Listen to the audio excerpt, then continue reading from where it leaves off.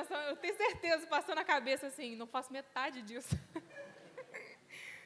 Gostaria de chamar aqui à frente a Raquel Oliveira para dar o testemunho.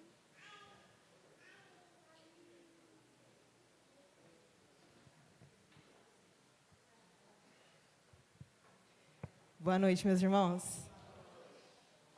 Meus irmãos, eu queria brevemente aqui compartilhar um testemunho de algo que o Senhor fez na minha vida, né? A Isabela soube da história e pediu para que eu trouxesse aqui para compartilhar. Antes de eu contar, eu gostaria de ler um versículo que se encontra em Efésios, capítulo 3, versículo 20, que diz assim: aquele que é capaz de fazer infinitamente mais de tudo o que pedimos ou pensamos, de acordo com o seu poder que atua em nós.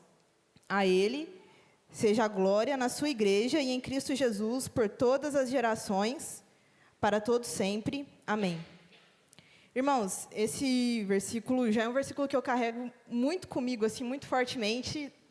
Essa verdade, assim, de que Deus faz infinitamente mais do que pedimos ou pensamos. E eu tive recentemente uma experiência que confirmou isso, assim, na minha vida de uma forma muito extraordinária, porque algumas pessoas aqui, né, sabem, eu não sou de Juiz de Fora, né, eu morava em outra cidade e vim morar aqui. E recentemente eu tive minha mãe teve uma questão e ela precisava vir para Juiz de Fora para morar comigo, né? E eu morava em uma república, não tinha nenhum móvel, não tinha nenhum apartamento e era uma questão urgente, assim, né? Eu tinha pouco tempo para trazer a minha mãe para cá e aí eu comecei a orar a Deus. Eu preciso trazer a minha mãe para cá, assim, e era uma coisa urgente e eu não via a possibilidade, assim, né, de eu conseguir comprar móveis, alugar um apartamento e fazer todo esse trâmite em pouco tempo, assim. Eu comecei a pedir a Deus uma providência, assim, irmãos, e foi uma coisa muito extraordinária, porque em questão de dias, assim, foram poucos dias, não chegou a ser uma semana, eu consegui mobiliar um apartamento, eu consegui alugar um apartamento e hoje a minha mãe está aqui em Juiz de Fora comigo. Ela está bem, ela já está trabalhando. E eu estou muito feliz, assim, com o que o Senhor fez comigo. Assim, eu não posso deixar de agradecer a igreja também, porque Deus usou muitas pessoas aqui da igreja para me ajudar. E eu experimentei um pouco mais disso, mais uma vez, né? Deus fazendo infinitamente mais do que eu pedi ou pensei. Só queria trazer minha mãe para cá, para a gente ficar mais ou menos, mas Deus foi tão bom que, sabe, Ele deu infinitamente mais, assim, a gente, sabe, a gente está morando confortavelmente, assim, eu só queria, sabe, assim, nem que fosse para a gente passar um perrengue, nem que fosse para a gente dormir no chão, eu só queria um teto para dormir, assim, sabe? Quando você pede só um pouquinho e Deus fala, não, eu vou dar mais, porque Ele sempre dá, infinitamente mais. Então, estou muito feliz, muito grata a Deus, e é isso, assim, eu espero que esse meu testemunho sirva de edificação, para que nós possamos sempre nos lembrar, irmãos, nunca esquecer que nós podemos confiar no Deus que a gente serve, porque Ele é um Deus que provê no momento que a gente precisa, e Ele é um Deus que sempre faz infinitamente mais do que pedimos ou pensamos. Amém?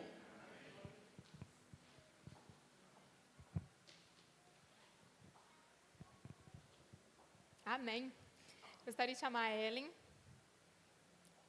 Nossa, que vai trazer a palavra para a gente hoje. Vou orar pela vida dela. Você tá nervosa, Ellen? Eu que estou. Oremos. Querido Deus, nós queremos Te agradecer pela oportunidade de prestarmos esse culto, que só a Ti somos devedores. Queremos Te colocar nas Suas mãos agora a vida da Ellen, que o Senhor esteja abençoando, que ela possa não falar de si mesma, mas que venha falar de Ti aos nossos corações, e que tudo que ela falar aqui seja para gerar mudança nas nossas vidas, que seja para ecoar nos nossos corações e cair em solo fértil verdadeiramente. Muito obrigada por tudo, eu que lhe peço e lhe agradeço. Em nome de Jesus, amém. Boa noite. É com muita alegria que eu aceitei esse convite de vir hoje, nesse último culto jovem, trazer uma palavra. E eu encaro esse convite, de certa forma, como a minha despedida da liderança do Ministério de Jovens. E sabendo que Deus vai continuar abençoando o nosso ministério. Quando no início do ano, eu, a Isabela e a Esther nos reunimos para planejarmos a programação do ministério, os eventos, o que nós iríamos fazer, nós ficamos pensando sobre a importância de trazermos palavras que falassem sobre todos os aspectos da nossa vida enquanto jovens. E daí surgiu o tema Vida Jovem. E foi exatamente sobre isso que nós viemos falando durante esse ano, trazendo palavras para trazer reflexões para a nossa vida. Então, fazendo uma retrospectiva, o nosso primeiro culto jovem foi em fevereiro, e o Juan trouxe a primeira palavra, baseada em 2 Timóteo 4:7, que diz assim: combati o bom combate, completei a carreira, guardei a fé. E a pergunta apresentada para reflexão foi: aonde você quer chegar? 2 meses depois, nós tivemos nosso segundo culto jovem, em abril, e o Edivaldo foi o responsável por trazer a palavra. E ele falou sobre carreira, estudos e fé, baseado em Colossenses 3:17. Tudo que fizerem, seja em palavra ou em ação, façam em nome do Senhor Jesus, dando por meio dele graças a Deus Pai. Em junho, nós tivemos nosso terceiro culto jovem, e o Wesley, da Igreja Batista do Grajaú, trouxe aqui uma palavra muito importante sobre a pressão da maioria. E ele baseou a sua pregação no famoso Romanos 12:2. E não vos conformeis com este mundo, mas transformai-vos pela renovação do vosso entendimento, para que experimenteis qual seja a boa, agradável e perfeita vontade de Deus. Em agosto, nós tivemos o mês dos jovens e adolescentes, e nós tivemos a oportunidade de ouvir várias palavras e reflexões sobre o tema Cabeça nas Nuvens e Pés no Chão. Em setembro foi o nosso quarto culto jovem, e a Alessandra trouxe a palavra e falou sobre relacionamentos. É melhor serem 2 do que 1. Em outubro, agora há pouco tempo, nós tivemos o nosso acampamento com o tema Mais que Palavras. E, finalmente, agora em novembro, o nosso último culto jovem do ano, com temas tratar. Vida jovem. Você está preparado? E como a Monique já adiantou, nós temos um texto bíblico base para servir dessa reflexão. Eu gostaria, então, que você abrisse a sua Bíblia em 2 Timóteo 4, nós leremos os versos 1-8. Nós começamos o ano falando sobre 2 Timóteo 4 e nós terminaremos falando sobre 2 Timóteo 4. Se você puder deixar a sua Bíblia aberta, nós iremos retornar a este texto. E eu quero ler, então, a partir do verso 1. Na presença de Deus e de Cristo Jesus, que há de julgar os vivos e os mortos por sua manifestação e por seu reino, eu o exorto solenemente. Pregue a palavra, esteja preparado a tempo e fora de tempo, repreenda, corrija, exorte com toda a paciência e doutrina. Pois virá o tempo em que não suportarão a sã doutrina, pelo contrário, sentindo coceira nos ouvidos, segundo os seus próprios desejos, juntarão mestres para si mesmos. Eles se recusarão a dar ouvidos à verdade, voltando-se para os mitos. Você, porém, seja moderado em tudo, suporte os sofrimentos, faça a obra de um evangelista, cumpra plenamente o seu ministério. Eu já estou sendo derramado como uma oferta de bebida. Está próximo o tempo da minha partida. Combati o bom combate, terminei a corrida, guardei a fé. Agora me está reservada a coroa da justiça que o Senhor, justo juiz, me dará naquele dia. E não somente a mim, mas também a todos os que amam a sua vinda. Amém? Vamos orar novamente? Senhor Deus e Pai, ó Deus, te agradecemos por essa oportunidade, Deus, que o Senhor nos dá, que o Senhor me dá, Deus, de falarmos da Tua palavra, Deus, de aprendermos mais, de refletirmos, ó Deus, dessa verdade que é viva e eficaz. Ó Deus, que o Senhor venha falar o coração de cada um aqui de forma individual, tocar mentes, ó Deus, transformar as nossas vidas, e que possamos sair, Deus, dessa noite diferentes, alegres, ó Deus, porque como a Raquel disse, nós estamos em casa, mas também sabendo, ó Deus, que nós temos uma importante missão, ó Deus, que é compartilhar essa palavra que é tão boa para nós, para outras pessoas. Ó Deus, esteja com a vida de cada jovem, de cada um aqui que representa uma família. Seja abençoando a nossa igreja, Deus, e continue, ó Deus, usando as nossas vidas para a honra e glória do Teu nome. Em nome de Jesus que eu oro. Amém. Esse capítulo 4, talvez seja uma das passagens mais bonitas das cartas paulinas. Nesse texto, Paulo se despede da igreja, sabendo que a sua obra aqui na terra já estava terminando. E é interessante perceber que Paulo não estava em dívida com ninguém. Paulo não estava em dívida com a sua consciência, Paulo não estava em dívida com a igreja, com as pessoas. Paulo não estava em dívida com Deus, Paulo estava em paz. E nessa paz, preocupado em como a igreja permaneceria aqui na terra, Paulo apresenta algumas recomendações, alguns conselhos a Timóteo, um jovem pastor, a quem ele muito considerava, inclusive chamava-o de seu verdadeiro filho na fé. E ele apresenta esses conselhos que nós podemos aplicar para nós nos dias de hoje. Então nós vamos ler esses versículos pensando na nossa vida, em como nós podemos aplicar esses conselhos em que Paulo apresenta a Timóteo, nesse momento em que já ciente de que a obra estava terminando, que ele já estava com a sua vida ao fim. Paulo apresenta esses conselhos da prisão. Paulo estava preso pela segunda vez em Roma, durante o reinado do imperador Nero. Nero foi um imperador muito ruim. E Paulo morre algum tempo depois, decapitado. E é interessante ver, né, a perspectiva de Paulo na prisão, ali num local solitário, numa masmorra, ele ainda muito entusiasmado com o evangelho, com aquilo que as pessoas ainda poderiam fazer. Ele traz uma palavra de encorajamento a Timóteo. Timóteo que era jovem, mas que era um dos líderes da igreja primitiva. Então vamos retornar ao versículo 1. Paulo diz assim: na presença de Deus e de Cristo Jesus, que há de julgar os vivos e os mortos por sua manifestação e por seu reino, eu o exorto solenemente. É como se Paulo estivesse dizendo assim: eu tenho um pedido, uma exortação a te falar diante da presença de Deus. Então, diante de Cristo, ouça a minha recomendação e siga-as, porque elas são importantes. E ele continua: pregue a palavra, esteja preparado a tempo e fora de tempo, repreenda, corrige, exorte, com toda paciência e doutrina. E é interessante a gente pensar nesse esteja preparado a tempo e fora de tempo. É como se Paulo dissesse a Timóteo: esteja disposto a, em qualquer situação, compartilhar do evangelho.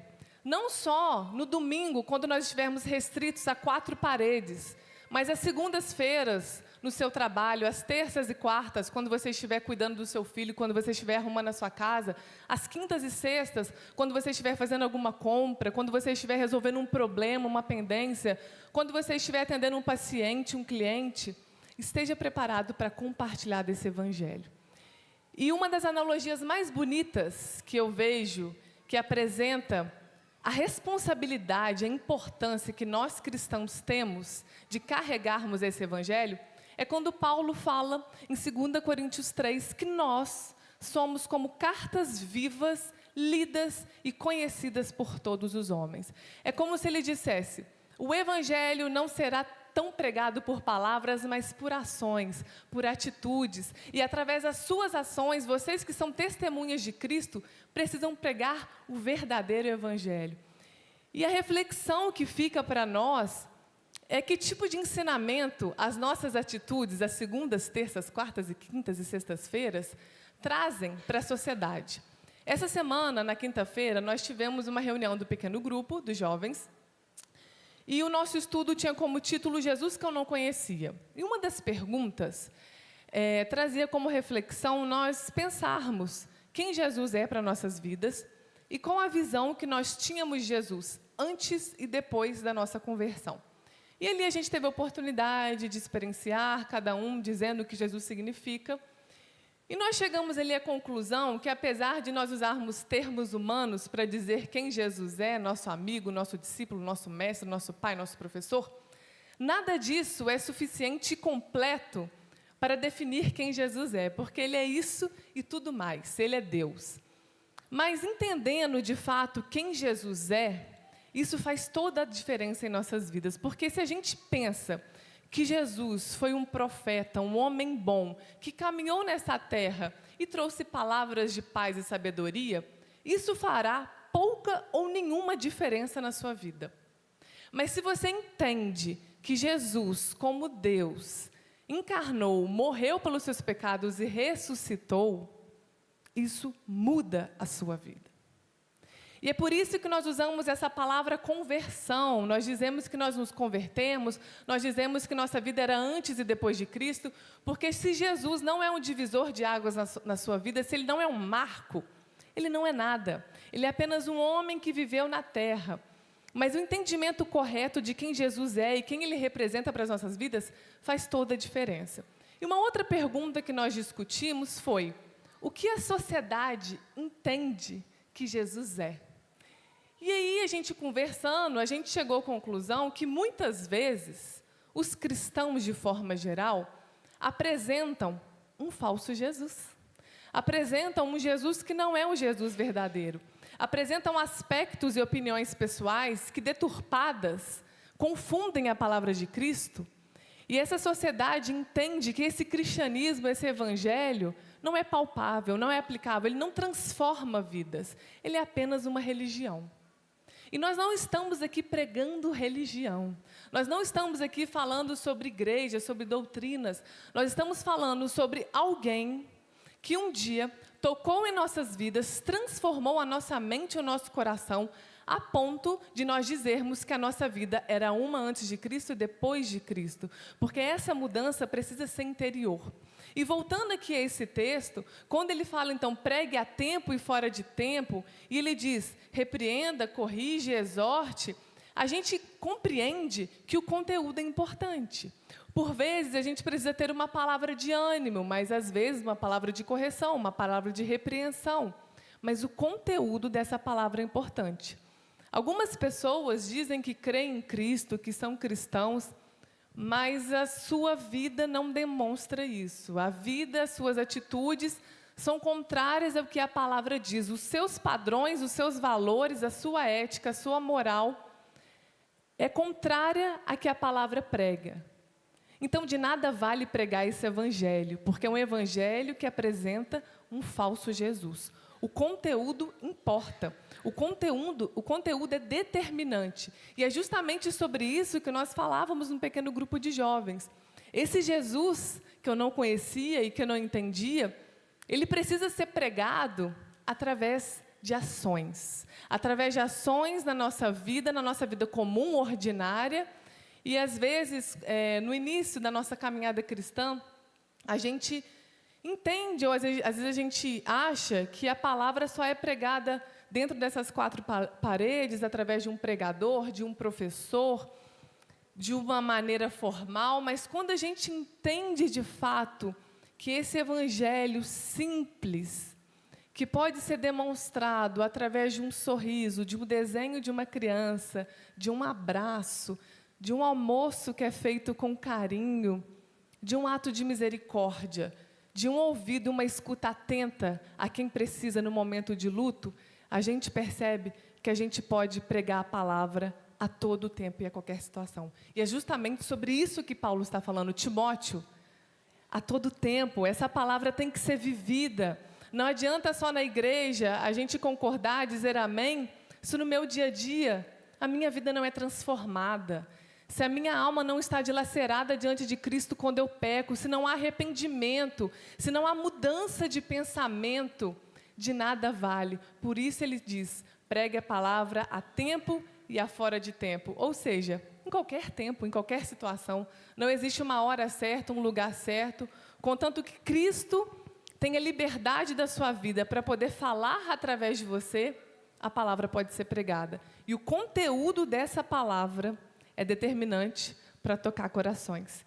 E nós continuamos no versículo 4, 3, Paulo continua, ele diz assim: pois virá o tempo em que não suportarão a sã doutrina, pelo contrário, sentindo coceira nos ouvidos, segundo os seus próprios desejos, juntarão mestres para si mesmos. Eles se recusarão a dar ouvidos à verdade, voltando-se para os mitos. Essa sã doutrina que Paulo fala não é doutrina de homens. Então, nós não estamos aqui falando da doutrina batista, presbiteriana, metodista, católica. Nós estamos aqui falando sobre a palavra, sobre o evangelho, sobre a essência, sobre a mensagem da cruz. E é interessante a gente perceber que, naquele tempo, já existiam pessoas que deturpavam a mensagem de Cristo. Por vezes, nós escutamos que os tempos de hoje são maus, que os tempos são difíceis, mas as obras da carne sempre existiram e a maldade sempre existiu durante o curso da humanidade. E também, naquele tempo, existiam pessoas que afirmavam crer no Evangelho, mas não renunciavam os costumes pagãos.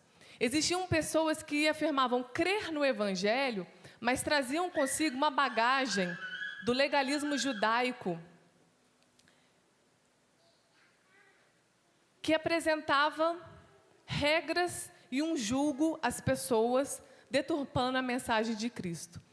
Existiam pessoas que afirmavam crer no Evangelho, mas banalizavam a graça de Cristo e, em nome dela, viviam de forma desregrada, sem decência e sem pudor. Então, essas práticas não são práticas dos dias de hoje, essas práticas são práticas que vêm há bastante tempo. Pessoas que dizem crer no Evangelho, que dizem ser cristãos, acreditarem em Jesus, em Deus, mas as suas atitudes são divergentes daquilo que elas falam. E Paulo está dizendo, pregue a sã doutrina, o verdadeiro Evangelho, porque, como eu disse, o conteúdo é determinante e faz toda a diferença. Versículo 5. Você, porém, seja moderado em tudo, suporte os sofrimentos, faça a obra de um evangelista, cumpra plenamente o seu ministério. Essa palavra moderado no grego significa calmo, sereno de espírito. E em tempos de tanta polarização, a moderação parece ser um bom caminho, né? Mas essa moderação que nós estamos falando aqui não é uma moderação política, filosófica, não é nada disso. Essa moderação tem a ver com o Espírito de Deus usar a sua vida para que você tenha sabedoria de, no momento certo, ter compaixão e misericórdia de quem precisa. De, no momento certo, repreender a quem precisa. De, no momento certo, ajudar financeiramente a quem precisa. De, no momento certo, acalentar a quem precisa. É esse tipo de moderação que Paulo está falando. E a gente precisa ter isso, nós como jovens, precisamos deixar as nossas vidas serem usadas por Cristo, sermos serenos de espírito, e esse espírito é o Espírito de Deus, e deixarmos que Cristo use as nossas vidas para que a gente cumpra o ministério, o propósito, a missão, o chamado, ou como você quer chamar, que Deus concedeu a você. Ele diz para Timóteo, cumpra plenamente o seu ministério. Timóteo tinha ali uma função de um pastorado, de uma liderança. Mas de forma individual, Deus apresenta para nós alguma missão, algum propósito, alguma vocação, algum dom, algum trabalho, algo que nós precisaremos colocar as nossas mãos, nos empenharmos e levarmos para frente, levarmos adiante. E é justamente sobre isso que Paulo está falando. Com essa moderação que vem do Espírito de Deus, faça aquilo que Deus colocou nas suas mãos.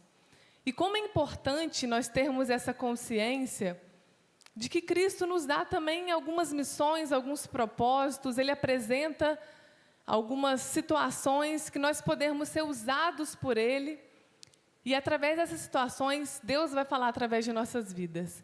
E essa é uma situação muito individual, que eu não poderia aqui dizer o que você deve ou não fazer, mas que só Cristo pode te mostrar o que Ele apresenta em suas mãos, o que você pode fazer por Ele, como você pode ser usado por Ele, como você pode fazer a diferença para Ele, Como você pode se opor ao padrão deste mundo no lugar certo, de forma correta, no tempo certo?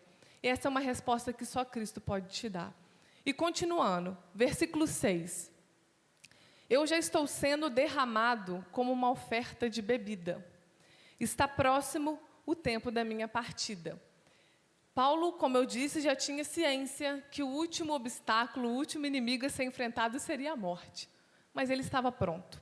Paulo estava pronto para enfrentar a morte. E ele fala no versículo 7, que é o versículo que foi tema do primeiro culto jovem deste ano. Combati o bom combate, terminei a corrida, guardei a fé. Paulo faz aqui algumas analogias. Ele começa fazendo uma analogia a um soldado. Combati o bom combate. Em alguns capítulos anteriores, ele diz que esse soldado não deve se envolver com as questões da vida civil. É como se ele estivesse dizendo para nós estamos aqui na terra, nós precisamos viver nessa terra, mas a gente precisa entender que o que de fato importa não são questões terrenas, são questões espirituais. Então, cuidado com o que você se envolve nesta vida aqui na terra. Cuidado com o combate que você está enfrentando.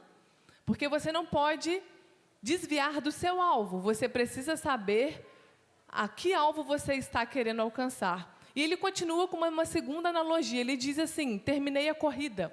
É a analogia do atleta.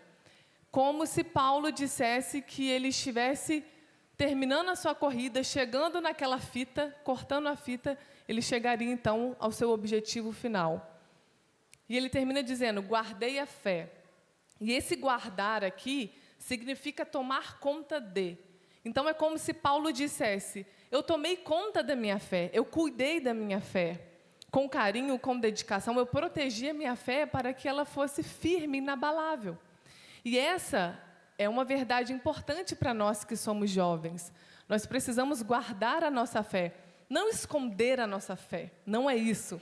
Porque isso seria contraditório com o que Paulo diz no início, né? Compartilhem do Evangelho, nós precisamos compartilhar da nossa fé.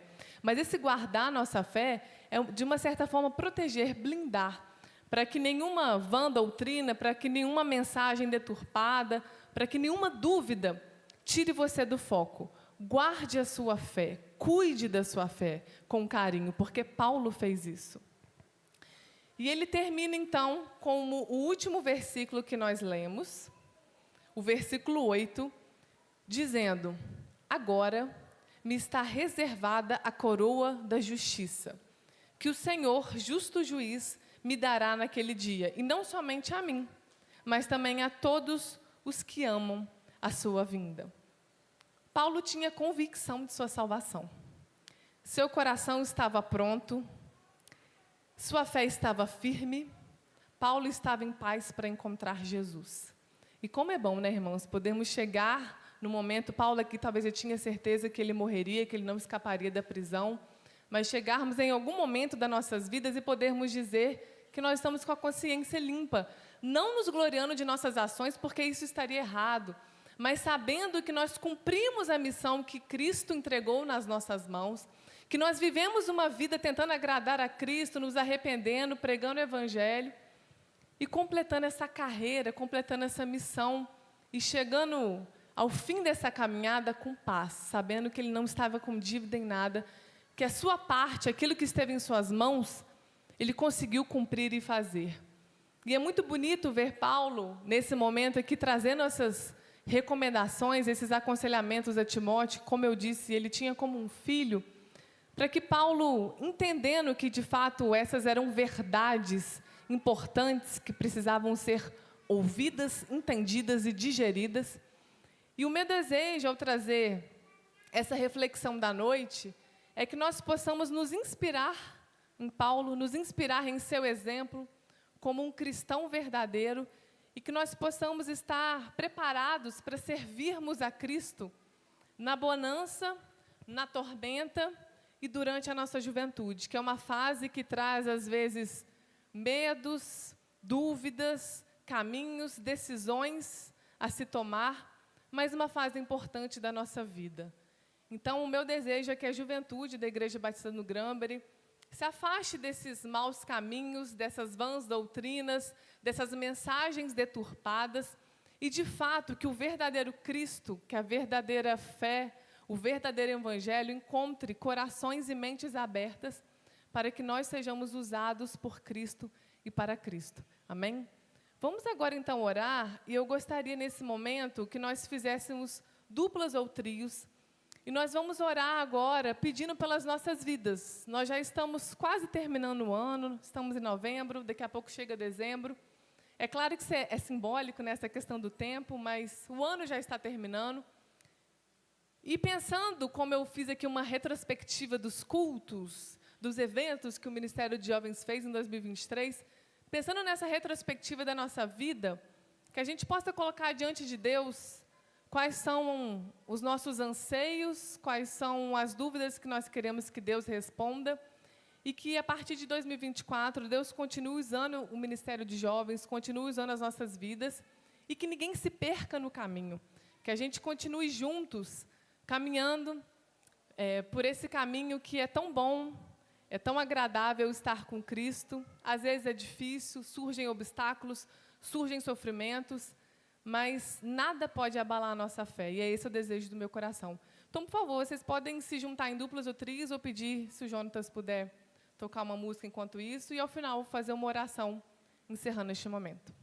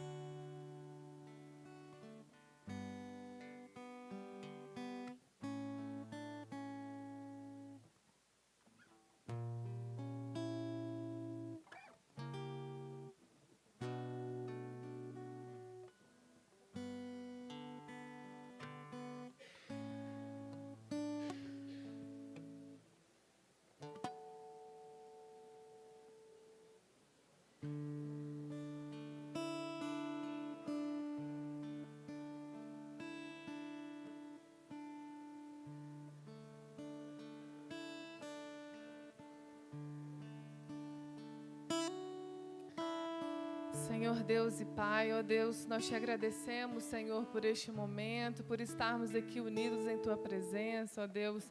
Tantas pessoas aqui, Deus, estão presentes, ó Pai, também outros tantos assistindo o culto através da transmissão online. Ó Senhor, venha derramar o Teu Espírito sobre as nossas vidas, ó Deus, venha usar-nos, ó Deus, conforme a Tua vontade, ó Deus. Venha, Deus, trazer paz e graça aos nossos corações, Deus, tirar todo medo, Deus, toda dúvida. E que possamos, ó Deus, confiar, Deus, no Senhor, Deus, possamos depositar, Deus, toda a nossa esperança no Senhor, ó Deus, que possamos pregar a Tua palavra a tempo e a fora de tempo, compartilhando deste Evangelho, que é doce, Deus, aos nossos ouvidos, que é doce ao nosso paladar, Senhor, e que outras pessoas possam se sentir atraídas a Cristo, através de nossas ações, através de nossas palavras, através de nossos gestos, simples com amor, Deus, mas que possamos pregar o verdadeiro Cristo que morreu na cruz e ressuscitou por nós. Ó Deus, esteja abençoando o ministério de jovens desta igreja, Deus, usando os líderes, ó Deus, no próximo ano, em toda a programação, em todo evento, ó Deus, que o Senhor esteja à frente, ó Deus, e que sempre o nome do Senhor seja glorificado, ó Deus, que nós possamos caminhar juntos em Tua presença, sem ninguém ficar para trás, sem ninguém se desviar, sem ninguém olhar para o lado, mas que possamos, Deus, ter os nossos olhos fixos no alvo que é Cristo, e que possamos ter essa certeza confirmada de forma individual em nossos corações e em nossas mentes. Ó Deus, fale aos nossos corações, Deus, continue falando, Deus, através de louvores, da palavra, da dança, e que nada seja perdido, Deus, porque tudo é feito para a glória do Senhor. Obrigada mais uma vez, ó Deus, por o Senhor sempre nos conceder graça. Obrigada pela oportunidade que o Senhor nos dá, ó Deus, de estarmos juntos em Tua presença. Em nome de Jesus que eu oro. Amém.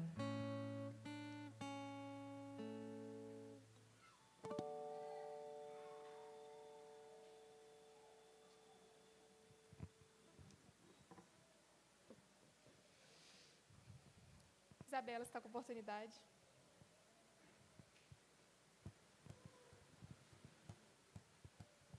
Em seguida, depois da palavra da Isabela, louvor também está com oportunidade. Boa noite. Passa tão rápido, gente. Quando começou o ano, ele acabou falando, eu não vou falar tudo. E em janeiro a gente se reuniu, eu, Ellen e Esté, e a gente entregou os jovens esse ano inteiro. E eu posso agradecer a Ellen, a Esté, que foram muito parceiras, que a gente caminhou junto, fluiu com muita facilidade. E, assim, agradecer a Deus porque deu tudo certo. Não tem do que falar assim, poxa, isso deu errado, ao contrário. Eu lembro, parece a gente lá em casa, e a gente fazendo aquele cronograma, cumpriu tudo, gente. E cumpriu, assim, com louvor para Deus. E é incrível, eu não sei se Deus falou com vocês, acredito que sim, nessa pregação. Quero louvar, agradecer a Deus pela vida da Ellen, porque o primeiro culto, quem viu está gravado, eu chorei quando eu estava aqui nesse momento, porque o Juan pregou aonde você quer chegar. E aquele culto, nossa, me incomodou muito, porque ele falava de glorificar a Deus, e aquilo dentro de mim eu ficava assim, mas eu não glorifico a Deus, minha vida não glorifica a Deus. E eu ficava procurando, eu vou chorar de novo, eu não vou chorar, vou segurar. E aquilo me incomodava. Gente, Deus é tão perfeito, aí passou o ano inteirinho, né? E Deus me respondeu a minha pergunta daquele dia, que na verdade agora Ele fechou. Ali Ele já começou a me mostrar naquele dia mesmo, através da Ellen, porque ela falou, é nas pequenas coisas, em tudo que você faz, eu entendi. E ela falou, mostra Jesus, né, a tempo, fora de tempo, nessa segunda-feira, na terça, na hora que você estiver conversando com alguém. Ela falou assim, é deixar Deus agir, né, deixar o Espírito Santo fazer o que Ele quiser através da sua vida, e aí você vai estar glorificando a Ele. Ele respondeu, e assim, eu entendi, servir a Deus, servir a Ele dentro da igreja, fora da igreja, no que Ele quiser.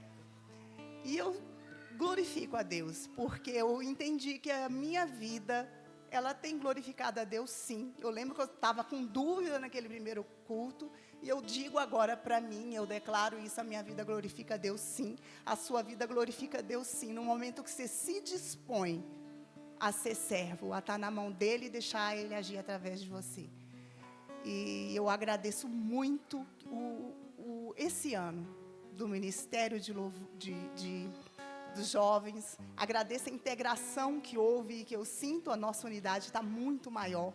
Também eu quero agradecer a Deus uma mudança que Ele fez em mim, porque eu vou confessar uma coisa a vocês, tem 2 anos que a Ellen está ali trabalhando comigo para eu estar na liderança dos jovens, e eu resistindo. Na verdade, a ficha não caía. Eu não entendia que eu tinha que estar na liderança, eu não aceitava. Acabou que teve um ano, gente, ano passado, ela fez tudo sozinha, porque eu não caía a ficha. E Deus teve paciência comigo, e eu digo que eu acabo esse ano com muito amor pelos jovens. Deus pôs em meu coração muito amor, eu entendo que é aqui que eu tenho que estar. Deus mudou meu coração a respeito dos jovens, de tudo. E aquilo que a gente começou aqui também com pesar, quando a Ellen falou que está despedindo, o pesar maior é meu, porque eu vou perder ela, entre aspas, né? E ainda pesar duplo, porque a Esther também não vai estar comigo ano que vem. Então, assim, meu pesar é pior. Mas eu creio na provisão de Deus e eu estou grata pelo que Ele fez esse ano e pelo que Ele fez em mim, a respeito do próprio Ministério de Jovens. Nesse momento eu vou orar. A gente está fechando as atividades desse ano, o último culto. Semana que vem ainda tem o último pequeno grupo dos jovens, que também é bênção nas nossas vidas. E vamos louvar e agradecer por tudo que Deus tem feito. Senhor, nosso Deus, nosso Pai, nós te agradecemos, Senhor. É difícil chegar diante do teu altar, Senhor Deus, e não estar com o coração quebrantado. Reconhecendo o Senhor em tudo, Senhor. Em cada oração atendida, em cada entrega ao Senhor, e o Senhor recebeu, e o Senhor fez mais do que a gente esperou. Muito obrigada, Senhor, porque deu tudo certo, porque o Senhor foi à frente abrindo as portas, e movendo pessoas, e movendo tudo por nós. Eu te agradeço, Senhor, e eu quero te entregar nas tuas mãos os jovens, Senhor Deus, da Igreja Batista no Grambre. Dizer, Senhor Deus, que o Senhor segure cada um nas tuas mãos, Senhor, e que cada um cresça na tua presença e não te largue por nada. E que a vida, Senhor Deus, de cada um, Senhor Deus, possa realmente, como a gente falou esse ano todo, vida jovem, que seja uma vida com o Senhor e na presença do Senhor, e servindo ao Senhor, e glorificando ao Senhor por servir ao Senhor, Pai. Muito obrigada, Senhor Deus, nós te entregamos essa igreja e te agradecemos, Senhor Deus, porque o Senhor tem estado conosco. Amém.